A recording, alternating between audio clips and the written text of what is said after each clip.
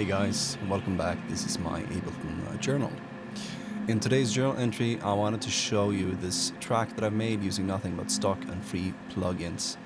And the main reason why I wanted to do a video like this is sort of prove to you that it's fully possible to create really nice sounding, dense, textured dub techno tracks using nothing but stock and free plugins, and that you don't need UAD plugins or Soundtoys or anything like that to really get that atmosphere that I tend to really like. The vibe that I wanted to go for in this track is sort of this halftime reggae dub kind of leading thing that I tend to really like listening to. And for this one, I did focus a lot on the call and response between the various chords that are going on. And I've let the interplay between these chords, the background textures and atmospheres, and all the various sends I got going to do the main heavy lifting of the emotional story, the telling of the emotional story in this track.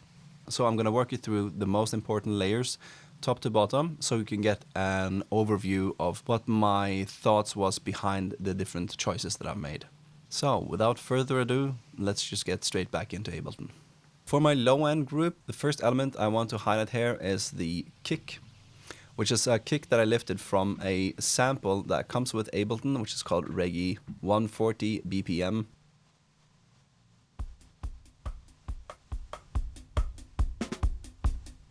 What I've done here with the sample, I've cut out the body of the kick and just replaced it with the sample, just to give me more control of the timing and rhythmic information. Furthermore, on the kick, the only thing I did was added one instance of drum bus, where I increased the boom just to give it some more body and weight, and also for it to function more as sort of a bass line, even though I do have a sub as well. So let's take a listen.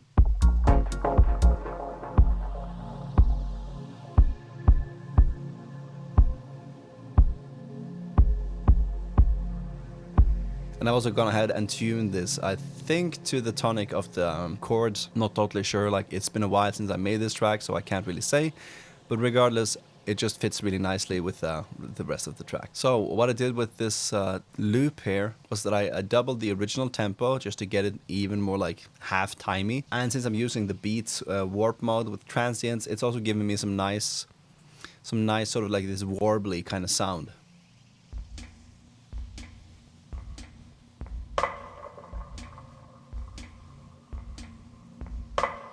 So this, together with the kick, it gave me a nice rhythm that I felt like expanding upon. And also, it has this snare that I felt just sounded really nice, and that was fitting for the vibe that I was going for.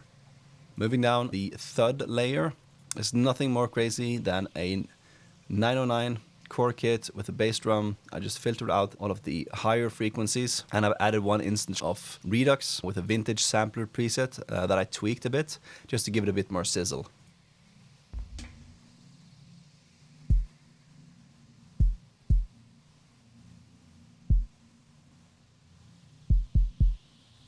So this is more of a rhythmic element, so together with the kick and the reggae loop, sounds a bit like this.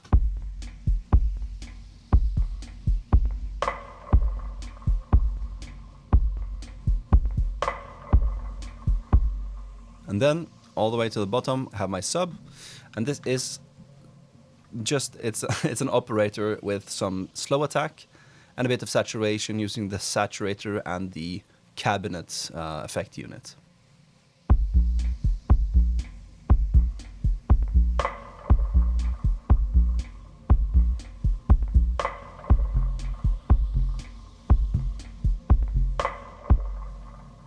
Alright, so for the hi-hats and clap, really there's not anything special going on here. I'm just using your standard drum machine type hi-hats just to keep the time, 707, EQ to remove a lot of the low frequencies and boost the highs a tiny bit. Then just some reverb to give it some space, and then I have one instance of erosion, sort of emulating the vintage sampler preset that comes with Ableton, but I made it a bit milder just because I liked how it sounded. Essentially, for hi-hat layer number 2, I've just duplicated the layer and just playing an alternating pattern with a different sound, more or less the exact same settings as you can see. Same thing for the clap.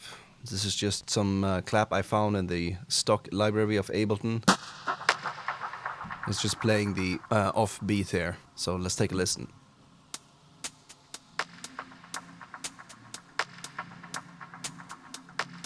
I'm using a generous amount of delay on the hats and a splash on the hi-hats as well, just to give it some cohesion with the rest of the mix, really. So I can disable, especially the vintage sampler does quite a bit of the sound of the lifting here. So just mute these sends for now.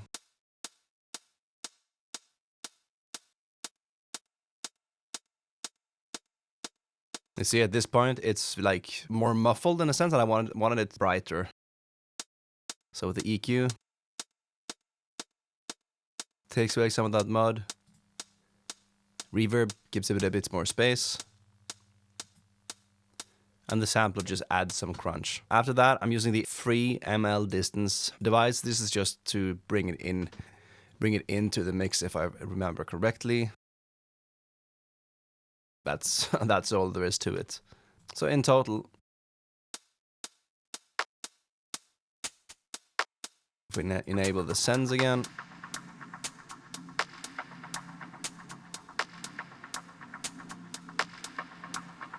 so yeah, nothing crazy, just some simple hi-hats just to keep the time.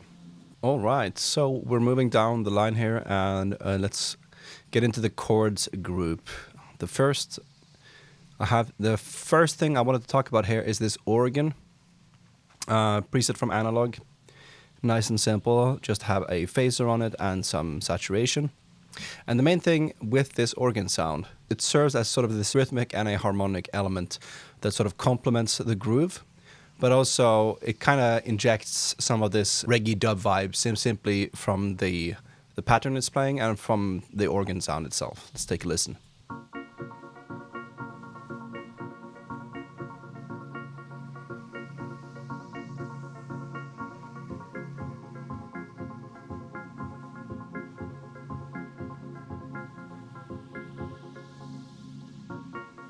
So it's nothing really too crazy. I just got some basic processing on here, not really doing much of anything, just adding some movement, controlling it again with some EQ, and then just bringing it out back again with some sizzle using the vintage sampler preset that I tweaked, and one instance of Jolt, which is also a small little distortion unit that comes from Force FM. So next up in the chords group, I have this one instance of J Pro 1.2 that I covered in my earlier video. And simply put, it is just playing a 2 oscillator sawtooth chord with some of the vintage knob has been dialed up just to give it a bit more grit. I'm modulating the frequency cutoff. And besides this little limiter here to just catch some peaks, I'm using Retour, another great free delay plugin that I also covered in this video, just to give it some more space. Essentially, this is going to be the main focal point of the entire track. It's also worth mentioning that I am modulating the note length, something I've started experimenting with lately. So instead of, say, going into each of the pattern and like changing every other note, I can simply map this out to this note length parameter here, and then just tweak it as I go together with the filter frequency. Sounds a bit like this.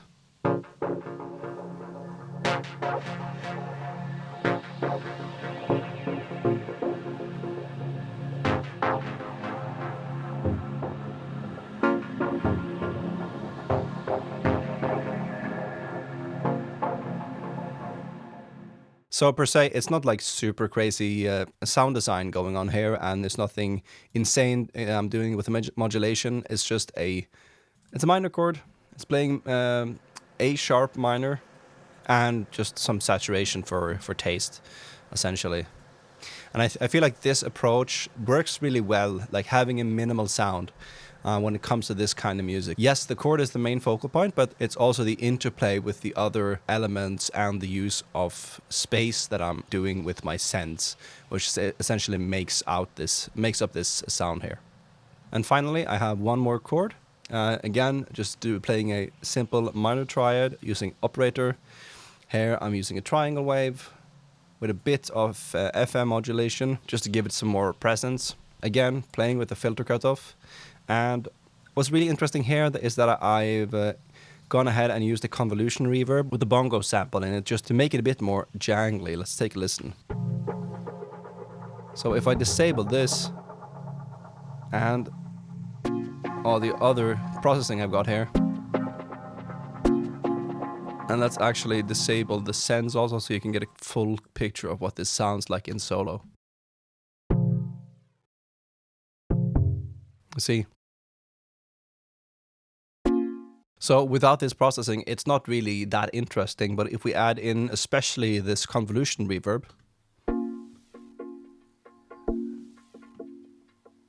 here it's adding that weird delay, essentially. OTT again. EQ, just to clean it up. Make it a bit thinner. And then just one instance of retour. And here I'm modulating the tone of the delay. Just have this in here ever so slightly. And then I've slapped on some chorus, the tal chorus. So now we have this sound, and if we enable my sends,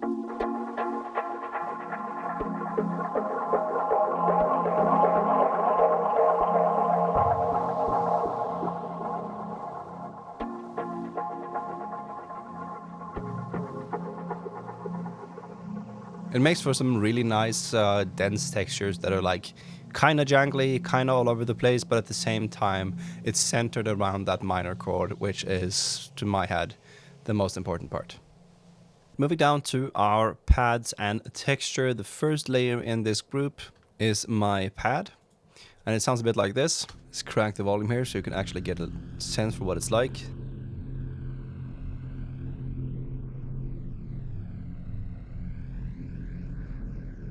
So as you can see, this is an audio recording, and if I remember correctly, what I did was I think I resampled my pad reverb, one of the sends, which have quite a bit of processing, and I'm gonna get into that later. But essentially I recorded the output of this. I think I did 16 bars, and then I've pitched it down a whole 2 octaves or 24 semitones just to make it darker, essentially. So what I'm doing here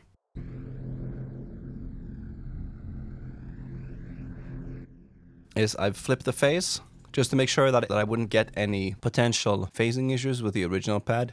Albeit, I don't think you would need to do that, essentially, since it's being pitched down. I've also added 2 instances of chorus.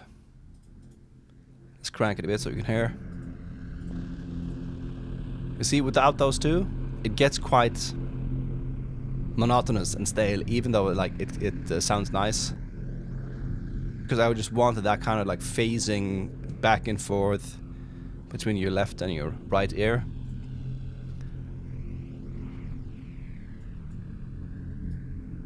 Vibrato here is just adding some slight detune.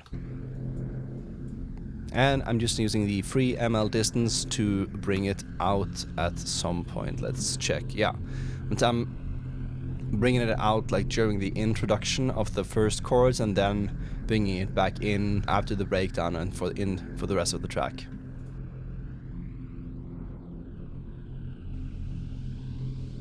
So together with my sends,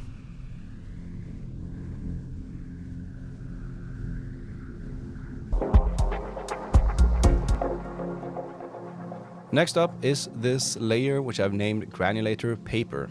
And the reason for this is that this is first and foremost a textural layer to just give us some more depth to the mix.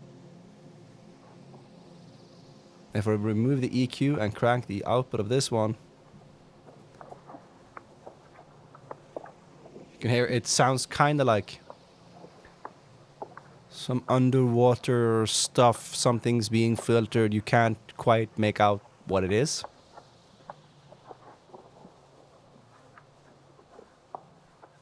And essentially this is a recording of some paper being folded, being run through Granulator. I have the original channel right here. And if we take a listen to that, I think this was the original sound. Pitch it down a bit.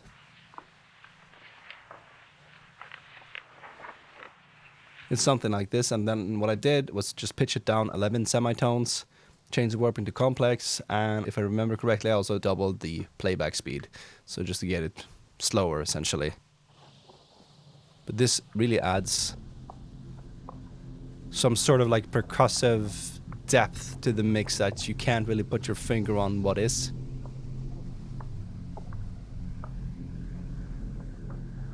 Something's moving, shifting around, and you like, it just ends up being this really nice little texture layer, I feel. So finally, on the pad and texture group, I have one instance of a vinyl sample actually, stock, that comes with Ableton, and without any processing it sounds a bit like this. Just your regular poppy vinyl noise. So what I did here was add in one resonator with a Berlin preset.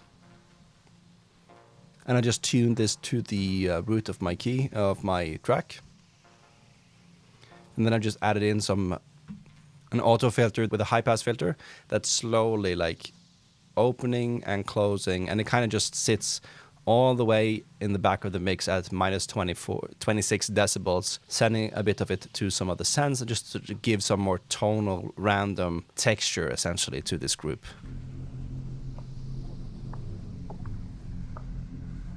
See if we open this filter up.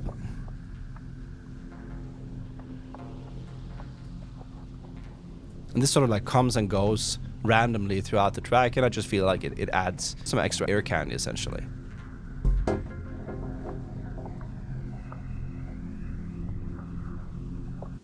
Alright, so all of this in combo.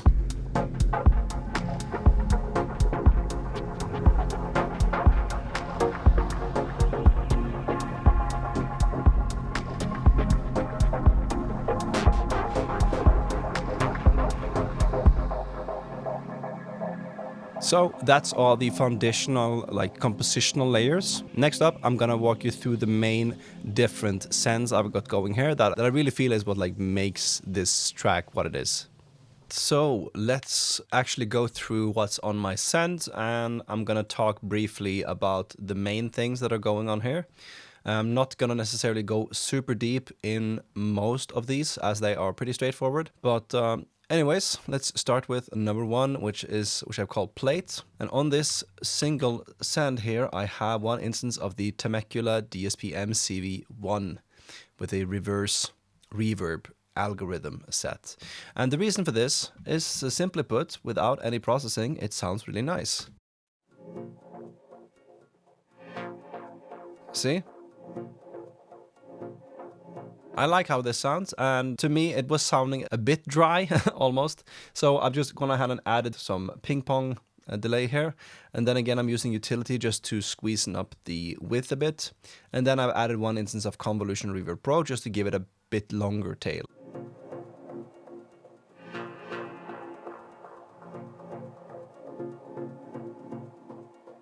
On send B, I start off with one instance of retour, set it to dotted 8th note.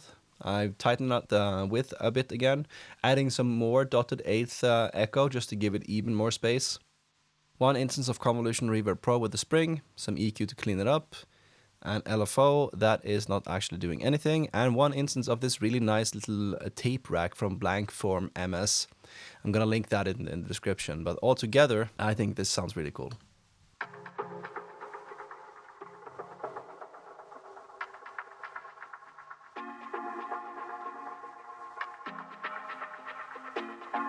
Especially this tape rack, I feel adds a bunch of character and just like tape warble, a bit of pitch dropouts and modulation and everything. I highly recommend checking out this rack. I know that he's recently released a tape rack V2, which I'm also going to link in the description. Over to send number C. We have another delay, and this is just simple ping pong delay, where I'm like slightly modulating the offset of the right channel just with an LFO, just to give it this warbly feeling, dragging down the stereo width a bit, and gave it some reverb and filtered out most of the frequencies here. Send number D, nothing too crazy, amazing stereo spring, fake long spring mono set to 100%. Send number E. Now this is the definitely the most complex and I dare say a bit over processed so far, but regardless, let's just take a listen to how it sounds with all the processing, and I'm gonna walk you through each of the steps there.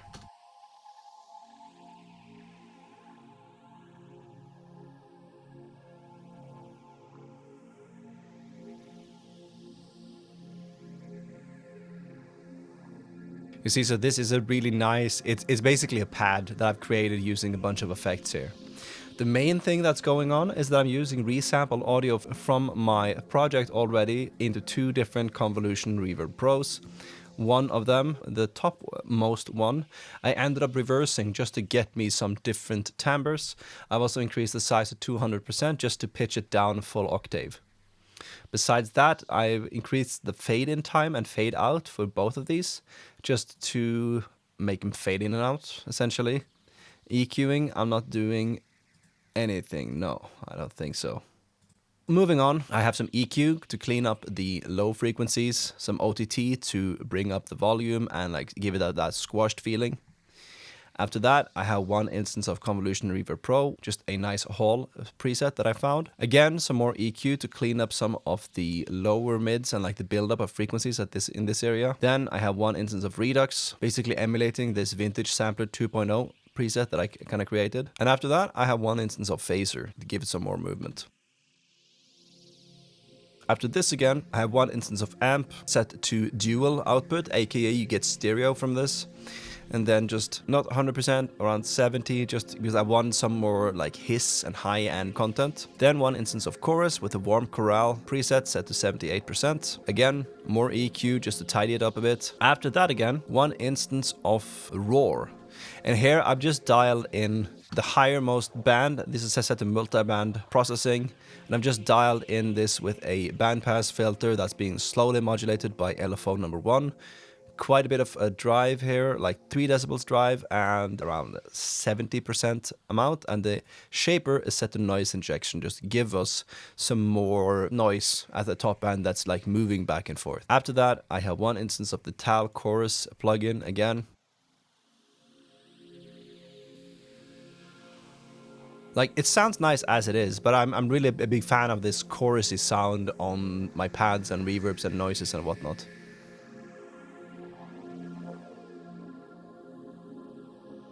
Then this is just a simple utility with gain for me to be able to mix it, and then one instance of ML distance just to bring it out slightly during the sort of breakdown that I have got going here.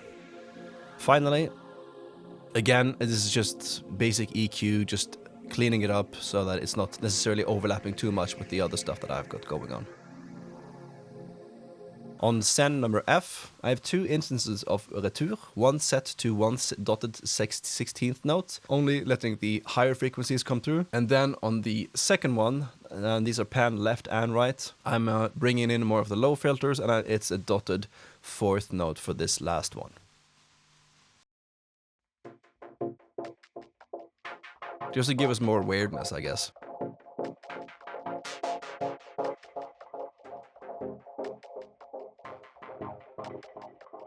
And all the way to the end, I have one instance of Force FM Sala, which I've talked about in my previous video.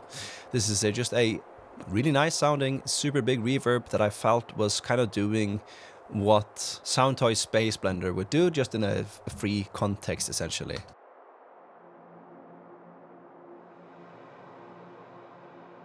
See, it's just this ghostly, washy, noisy reverb.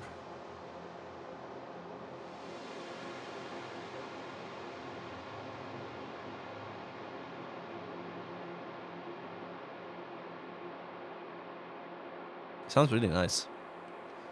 Alright, so to round things off here, let's just take a 16 bar loop of this composition and play it back, and I'm gonna enable each send one by one, and you're just gonna be able to tell instantly how insane of a difference these sends make and how important these are for the final product here.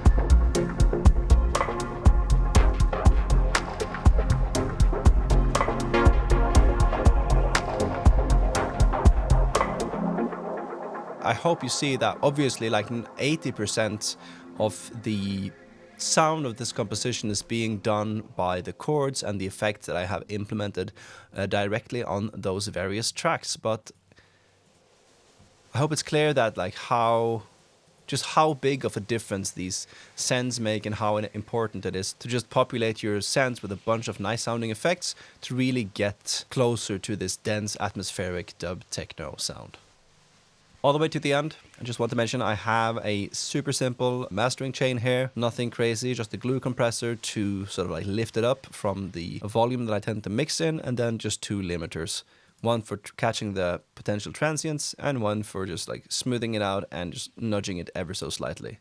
With this simple setup here, I'm able to get all of my tracks up to like minus 12 decibels, which is what I found to be the reference level for most dub techno tracks in my DJ library.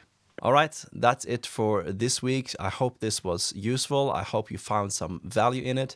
If you did, I would highly appreciate it if you could give me a thumbs up on this video. And if you have any questions, obviously, just let me know in the comments and I'm gonna reply as soon as I see your comment. As always, I am still offering one-on-one Ableton Live music production coaching for anyone who wants to try and level up their music production or mindset skills. If you're interested in learning more about this, you can check out the link at the very bottom of this video. Thank you so much for watching, and I'll see you in the next video.